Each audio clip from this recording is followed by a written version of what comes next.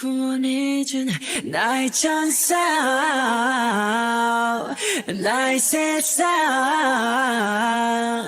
난 이상 새 고향이 널 만나러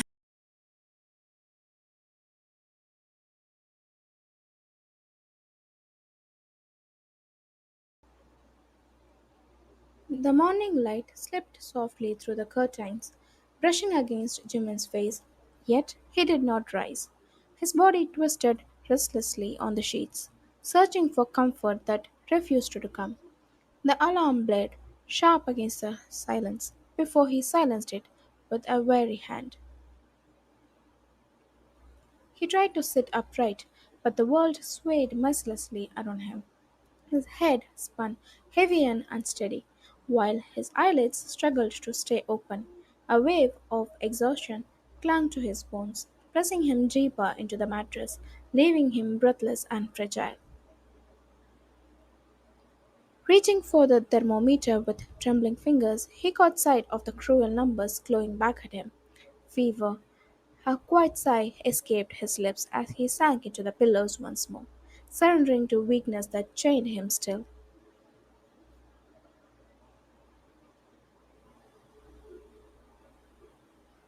His throat ached for warmth, a bowl of soup to soothe the fire burning within.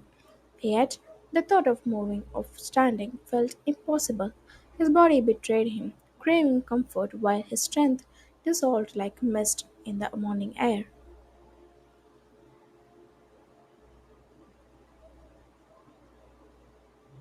He pulled the blanket higher, cocooning himself in its weight.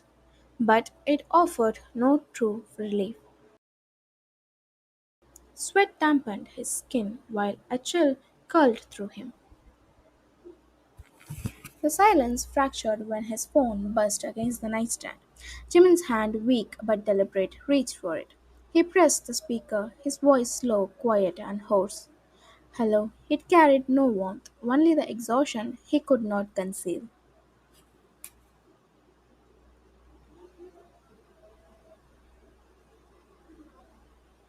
Jimin, are you okay?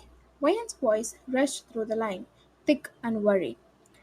He closed his eyes, exhaling slowly, letting the silence stretch before answering.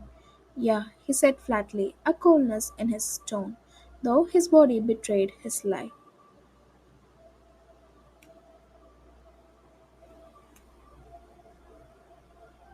Oh, really? Are you heading to the office? Her words carried mockery, tinged with concern she could not hide. Jimin's lips parted, heavy with disinterest. No, he muttered, clipped and final, as though ending the conversation with a single syllable.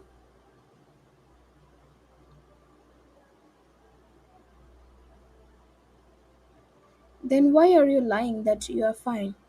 I am coming to see you. Her conviction was sharp, almost stubborn. He breathed out a faint cough, though weakness softened it. That's okay, he replied, indifferent. But the call ended before he could protest.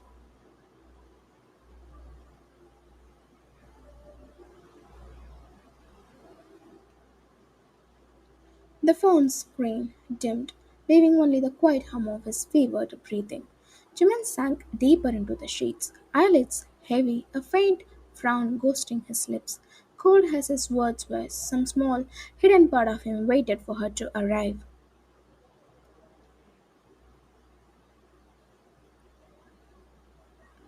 She arrived just as she promised, her hands carrying medicine, bottles of water, and everything else he might need.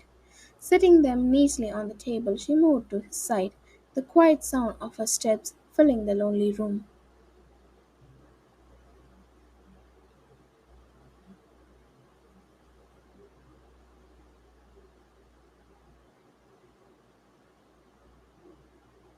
Jimin, she said softly, sitting beside him on the bed. He turned his head slowly, eyelids heavy, only to feel her hand press against his burning forehead. Oh God, she whispered, worry spilling from her lips as her eyes searched him.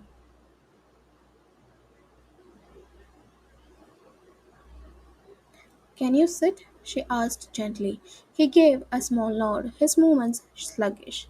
She guided him upright until his back slumped lazily against the headboard, his breath uneven. Did you eat anything? She asked. His reply was quiet.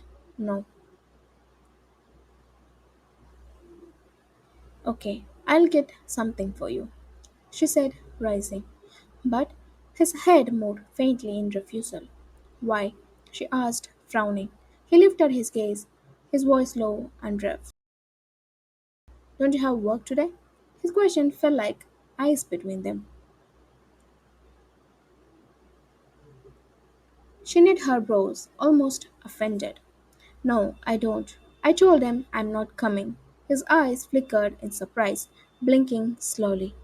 Why do you have to do that? He asked, his tone cool, detached. She let out a scoff, disbelieving.